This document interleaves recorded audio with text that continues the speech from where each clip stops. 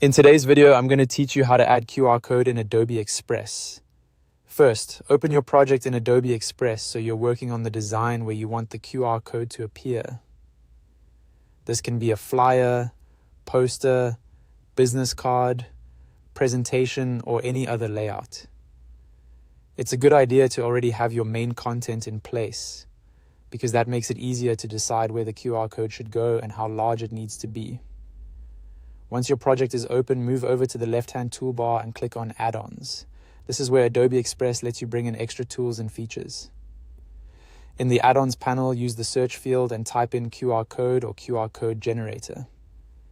Give the results a moment to load, then browse through the available options and choose the QR code generator you want to use. In this example, I'm using Quick QR Code. After selecting it, you'll see the Add-ons information panel. Click Add at the bottom of that panel to install and open it inside your project. After that, a panel will appear on the right side of the screen. This is where you'll create your QR code.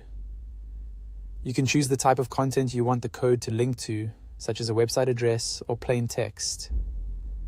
For this demonstration, select website address, then paste your link into the field provided. Make sure the link is correct before generating the code, since the QR code will direct people exactly to what you enter. You'll also have a few customization options here. You can adjust the size, change the margin width, and choose whether you want the background to be transparent.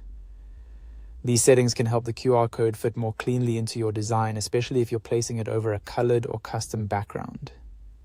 When everything looks right, click Add to Page at the bottom of the right side panel. The QR code will then be inserted directly into your Adobe Express project. Once it appears on the page, you can click on the QR code to select it. From there, drag it to reposition it anywhere you want in your design. You can also use the resize handles around the selected QR code to make it larger or smaller. As a quick tip, try to keep the code large enough to scan easily and avoid stretching it too much while resizing. And that's it. That's how to add a QR code in Adobe Express.